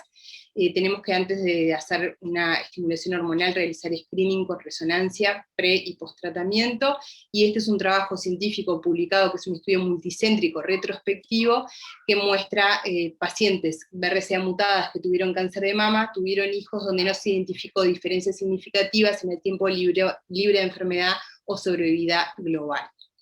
Los resultados reales de qué pasa con el embarazo luego del cáncer de mama los vamos a tener luego de tener los resultados del estudio Positive, porque para esto falta mucho tiempo, que es el estudio que se está llevando a cabo en este momento en Estados Unidos y Europa, habilitar a las pacientes con receptores hormonales positivos a embarazarse, a abandonar el tamoxifeno luego de haberlo utilizado de 18 a 30 meses, abandonarlo para lograr el embarazo y 6 meses de lactancia, y luego retomarlo. Cuando tengamos estos resultados vamos a poder tener mucha más información. Por último, mencionarles que el estudio genético preimplantatorio para descartar enfermedades monogénicas y evitar transmitir mutaciones a la descendencia está disponible en nuestro país, es muy costoso, pero bueno, es otra vez asesorar y explicarle a las pacientes que esto es una posibilidad. Bueno, los aspectos vinculados a la fertilidad y el embarazo son prioritarios para mujeres jóvenes con enfermedades oncológicas. Tienen que ser asesorados apenas se realiza el diagnóstico. La preservación de ovocitos es una técnica estandarizada y hasta ahora segura. La supresión con agonistas de GnRH debe ser tenida en cuenta cuando no se puede recurrir a otras, y en estadios iniciales de cáncer ginecológico, de endometrio, ovario o cuello uterino, se puede plantear un tratamiento conservador o tratamiento médico. Muchas gracias. Muchas gracias, Dana, excelente tu presentación, como siempre. Aprendemos un montón de del conocimiento que has adquirido, tu formación en el exterior. Y bueno, como siempre, creo que el trabajo en equipo es lo que nos permite darles mayor calidad de vida a las pacientes con cáncer. Vamos a pasar a la última presentación de la doctora Marisa Facino. Adelante, Marisa, cuando quieras. Bueno, muy amable, muchas gracias a las autoridades de la 7ª semana de ginecología oncológica, así como tuve la oportunidad de la apertura de la misma, ahora la cierro con un tema que para nosotros es muy importante como vacunas en el paciente oncológico. Como ustedes sabrán, tenemos algunas consideraciones para realizar sobre la infección por el COVID-19 en el paciente oncológico, como es, por ejemplo, que este tipo de pacientes tienen mayor riesgo de desarrollar enfermedad grave y mortalidad por COVID-19 que la población no oncológica. ¿Quiénes en particular? Aquellos que están en tratamiento activo, en especial mielosupresor, aquellos con cáncer avanzado, sobre todo el cáncer de pulmón, y también las neoplasias hemato-oncológicas, que en realidad tienen otro tipo de guías realizadas por los hematólogos, tanto de la academia como de la sociedad de hematología. Este riesgo va disminuyendo luego de los 5 años del diagnóstico, pero también tenemos que saber de que la mayoría de la evidencia nos lleva a que la incidencia de COVID en pacientes en tratamientos oncológicos se ve entre el 1 y el 4%. Esto es importante porque de los datos de nuestro país, a través del Programa Nacional del Cáncer y del Ministerio de Salud Pública, al 31 de diciembre, de todos los fallecidos por COVID-19, solo se presentaron 20 pacientes con cáncer. El resto era por diabetes, por enfermedades cardíacas, por obesidad, entre otras. Si nosotros tenemos un paciente con cáncer, en general tienen asociados otro tipo de factores de riesgos, como puede ser la edad avanzada, porque no se olviden que muchos tipos de cánceres aparecen en edad avanzada, y otras comorbilidades que también se asocian, que puede haber algunas que sean cardíacas, como hipertensión, algún antecedente de un infarto, enfermedades pulmonares crónicas, o diabetes, obesidad, tabaquismo, entre otras. Y esto aumenta el riesgo de estas complicaciones en este tipo de pacientes con COVID positivo. ¿Qué es lo que se conoce hasta el momento? No se olviden de que esto es muy reciente y que el desarrollo de las vacunas fueron incluidos en ellos pacientes de personas sanas, no se incluyeron pacientes oncológicos. ¿Qué es lo que se desconoce? Justamente la evidencia sobre la eficacia y el perfil de seguridad en este tipo de pacientes. ¿Por qué? Porque es limitada, porque justamente todos los datos que se obtenían a través de los ensayos clínicos que todos conocemos es justamente de personas sanas. No se espera que estos pacientes tengan mayor riesgo de complicaciones por la vacuna, y se desconoce la eficacia de las vacunas en esta población, ya que justamente no hay datos sobre la capacidad de inmunogenicidad, reciban o no tratamiento oncológico activo. Esto, recuerden que son de los estudios que se realizaron en su oportunidad, que se van actualizando, y que el Programa Nacional del Cáncer del Ministerio de Salud Pública, en conjunto con el Servicio de Oncología Clínica de la Facultad de Medicina y la Sociedad de Oncología Médica y Pediátrica, han realizado recomendaciones sobre las vacunas en pacientes oncológicos que se basaban un poco, allá la primera versión realizada por el 28 de febrero, pero se recabó la información tiempo antes, eran los datos que teníamos, e inclusive hoy han cambiado, porque la práctica y la realidad nos ha llevado a que ya se han vacunado pacientes con cáncer a nivel mundial y en nuestro país también, porque hay gente que ya ha entrado no solo por la franja etaria, sino también porque son docentes y de repente presentan un cáncer de mama y están en hormonoterapia y ya se vacunaron, y no han tenido, porque así lo ha dicho el ministro, no se han presentado ESAVI. ¿Qué son? Son eventos supuestamente atribuibles a la vacunación e inmunización. Han sido escasos y ninguno grave. Y dentro de esos van pacientes oncológicos que se han vacunado. Eso es lo nuevo, porque antes era todo incertidumbre. Eso por lo menos a nivel mundial y también en nuestro país con los pacientes vacunados se está viendo de que no hay complicaciones por la vacunación más que las que tiene toda la población general, el dolor en la zona de punción, algún episodio de cefalea y demás. ¿Por qué hay que vacunarse? Si bien el paciente oncológico es inmunodeprimido y puede haber una disminución de la respuesta de inmunogenicidad a la vacuna, esta aún puede ser beneficiosa. Y no se olviden que si el paciente oncológico presenta infección por COVID, puede retrasar el tratamiento oncológico que está recibiendo. Como les decíamos, están las recomendaciones a nivel mundial y las de nuestro país, que pacientes con cáncer en actividad o sobrevivientes se les aconseja que se vacunen contra el COVID-19, siempre con la asesoría de su oncólogo tratante. Se aconseja no suspender ni interrumpir el tratamiento sistémico ni radiante. Y también queremos destacar que en una primera instancia, así como se pensó a nivel mundial, que se podían priorizar los pacientes en sus grupos, aparte de del equipo salud, los LEPEM, los mayores de 85 años, después se hablaba de dividirlos en sus grupos por comorbilidades. Como les dije, la estadística nuestra motivaba de que en una primera instancia hubiera otras comorbilidades asociadas que fueran de repente priorizadas primero que los nuestros, pero se asocian varias, porque como les decía, de repente un paciente entraba por un grupo de pacientes diabéticos, pero también era un paciente con cáncer. Entonces eso motivó que fuera muy dificultoso, inclusive en muchos lugares a nivel mundial, este tipo de subgrupos. Inclusive en los oncológicos se hablaba de pacientes en tratamiento de quimioterapia que tendrían que ser los primeros, terapia dirigida, inmunoterapia, luego los pacientes en hormonoterapia y luego los pacientes en control.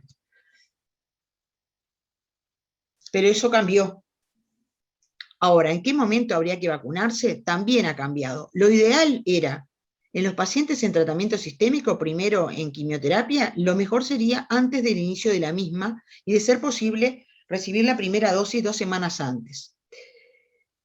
En tratamiento, en el mejor momento, entre 2 ciclos, en donde no hubiera una disminución de las defensas, es decir, la menor toxicidad inmunológica. Con la inmunoterapia, pacientes que reciben inmunoterapia, no hay un momento específico recomendado, y tampoco para la hormonoterapia y los pacientes que están en control. Se pueden vacunar en cualquier momento. Sobre pacientes que reciben radioterapia, no había datos al respecto, pero no hay impedimento para recibir la vacuna en pacientes que reciben tratamiento radiante, y en el caso que reciban radioterapia y quimioterapia concomitante, pueden recibir la vacuna, pero no en el mismo día de la quimioterapia. Esto ha llevado a que, como les decía hoy, la llegada permanente en nuestro país de un número importante de vacunas, el Ministerio de Salud Pública, como en otros países, decidió que, les dije, iba a ser muy dificultoso la identificación de pacientes por comorbilidades, porque ya se vio inclusive con el tema del equipo de salud.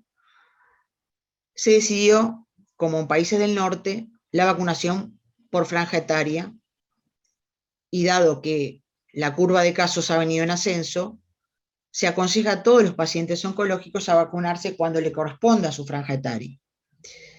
Luego, el oncólogo, si justamente la fecha que te dan de la vacuna, porque todos sabemos el tema del programa, del software y demás, que te cae en tal día, bueno, eso se habla con el oncólogo, con el equipo de salud que está próximo al paciente, y si justo cae el mismo día, bueno, se correrá un día más, un día menos el tratamiento de quimioterapia, pero hoy todos sabemos que el paciente se tiene que vacunar, y fíjense con qué cifras nos estamos manejando actualmente.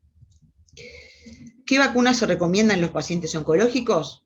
Las que no se recomiendan son, o que están contraindicadas, son las de virus vivos o atenuados, pero el resto de las otras 4 plataformas no hay inconveniente.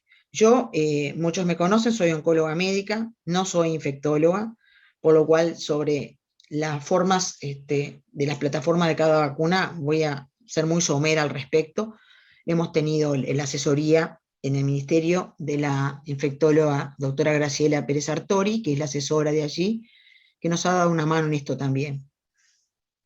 En general, las vacunas contra el SARS-CoV-2 aprobadas hasta el momento muestran perfiles de eficacia y seguridad adecuados.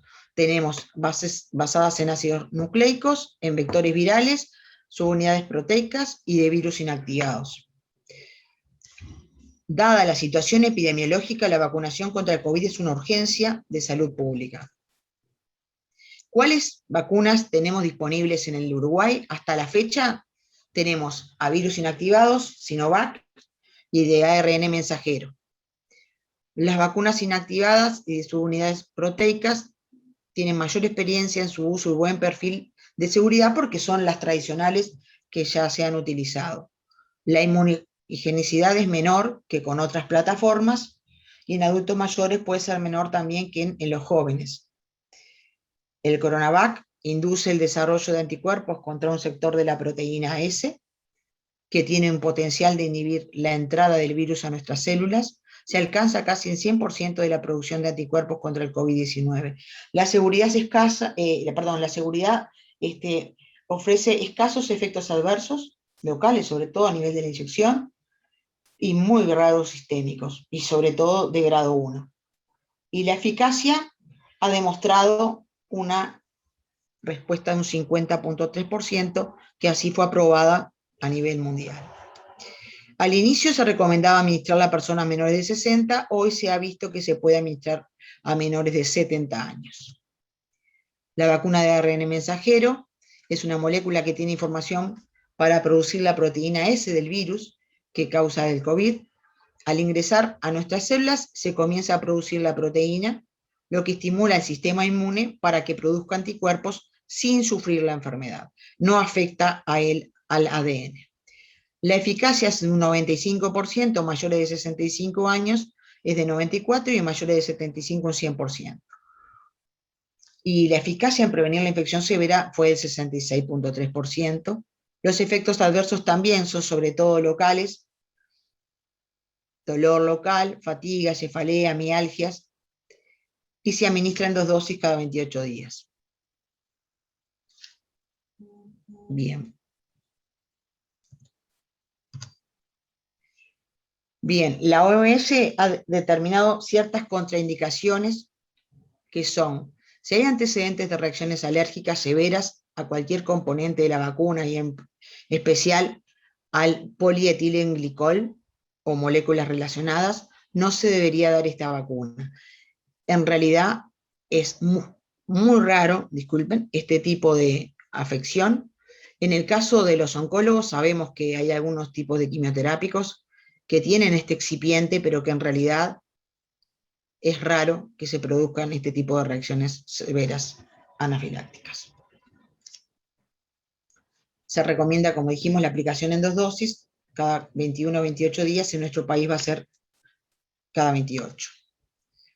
Las contraindicaciones en general son la que dijimos, estas para todas las vacunas, de una alergia grave, conocida, de una infección en curso, como todo. El embarazo, bueno, ahora tenemos ginecólogos aquí que después capaz que pueden opinar al respecto, es más discutido, si antes se decía que no, ahora se está valorando en qué trimestre.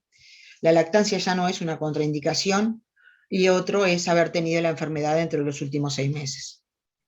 ¿Por qué se administran las vacunas en 2 dosis separadas por algunas semanas? Porque el objetivo es que la primera dosis prepare el sistema inmunitario y le ayude a reconocer el virus, mientras que la segunda refuerza la respuesta inmunitaria. Es importante dar las 2 dosis. El seguimiento inmediato luego de la vacunación, sabemos de que es de 30 minutos el que tiene antecedentes de alergia y de 15 minutos el que no ha padecido nada al respecto. ¿Cuánto tiempo dura la protección de la vacuna? Es pronto para saberlo. Algunos hablan de 3, 6 meses. Ninguna vacuna ofrece una protección del 100% y eso es claro, por lo cual tenemos que mantener por el momento las medidas sanitarias conocidas por todos. Si recibimos la vacuna contra el COVID, ¿podemos recibir alguna otra vacuna? Sí, por supuesto, y más ahora que en breve se viene la vacuna de la influenza. Tiene que haber un periodo más o menos entre 15 días entre una y otra. Si ya tuve el COVID, ¿me puedo vacunar? Sí, pero se recomienda hasta el momento, luego de los 6 meses de haber cursado la infección. Aún no se sabe si las personas vacunadas puedan contraer el virus y tener la posibilidad de transmitirlo a otra persona. Los expertos aconsejan, por lo tanto, continuar con las medidas de distanciamiento social, el tapabocas o barbijo y la buena higiene de manos. También es importante el entorno del paciente con cáncer, porque aquellos que se encuentran inmediatamente cerca de los pacientes bajo atención oncológica, cuidadores, familiares, amigos y demás cónyuges, son los que también tienen más probabilidades de ser fuentes de transmisión y deben vacunarse también. Les dejamos aquí el link de las recomendaciones que, reitero, hicimos entre el Programa Nacional de Cáncer del Ministerio, el Servicio de Oncología Clínica y la Sociedad de Oncología Médica y Pediátrica del Uruguay. El agradecimiento hacia la doctora Andrea Schiavone, colaboradora del PRONACAN, oncóloga médica, y como les dije, a la doctora Graciela Pérez Sartori, un puntal en cuanto a la asesoría en el Ministerio de Salud Pública al respecto. Aquí les dejamos las referencias, y desde PRONACAN tenemos varios mensajes. Las vacunas nos evitan una infección grave por COVID o incluso la muerte. Las cifras de COVID-19 han escalado abruptamente en las últimas semanas. Estamos en la cuenta regresiva, nos falta poquito. Hay que vacunarse. Vacunate por vos, por tu familia, por tus amigos, por los pacientes y por todos los uruguayos. Muchas gracias. Gracias, Victoria, por conectarte. Para nosotros fue un placer realizar las 7ª jornadas en honor al doctor Gabriel Pombo. Y bueno, sabemos que están con mucho trabajo dada la pandemia, pero nos gustaría escucharte. Buenos días, ¿cómo están todos? Muchas gracias por la invitación. Pido disculpas por anticipado, por no haber estado en la apertura. Como ustedes saben, estamos en unos días muy especiales. El hospital está implementando ya desde hace muchos días, desde el comienzo, la vacunación, este centro de vacunación COVID. Estamos con la implementación del nuevo laboratorio de biología molecular, y han sido días que nos han exigido un poquito estar en otros ámbitos también. Lo que nos da muchísimo orgullo, como hemos dicho ya algunos de los que veo que están aquí participando del Congreso, es que el hospital no se ha detenido, todo lo contrario, se han mantenido actividades de todo tipo, y esta es una de ellas que nos llena de orgullo, desde el nombre el nombre que eligieron para esta jornada de este año, las temáticas, los invitados internacionales, que también aprovechamos a agradecer la participación, y los organizadores y todos quienes están formando parte. Creo que estas instancias son las que hacen crecer a nuestro hospital, que a pesar de la situación, como decíamos, epidemiológica en la que nos encontramos, el foco siempre se mantiene, estar en un paso adelante, en seguir trabajando por la capacitación, la mejora desde el punto de vista académico, las mejoras de las pautas asistenciales. Así que en realidad, con muchísimo orgullo, un enorme agradecimiento y las felicitaciones por esta jornada. Destinar este tiempo a seguir desarrollándonos como centro de referencia, nutriéndonos mutuamente para seguir mejorando, realmente son esas cosas que nos llenan el alma, y realmente estoy encantada de poder estar saludándolos desde mi lugar simplemente, y como les decía, agradeciendo a todos los organizadores. Así que era esas pocas palabras, pero no quería dejar de transmitirlas, porque creo que no tenemos que dejar de destacar esas cosas tan fundamentales en este momento. Muchas gracias, Victoria, y bueno, damos el cierre. Le agradecemos nuevamente al PRONACAN, a la Facultad de Medicina, al Ministerio por habernos permitido realizar la jornada a pesar de la pandemia, y a todos los compañeros con los que trabajamos hace muchos años en la unidad de ginecología oncológica. Gracias a todos y esperamos vernos pronto. Bueno, gracias. Chau, Isabel. Muy amable por todo. Gracias a todos. Gracias.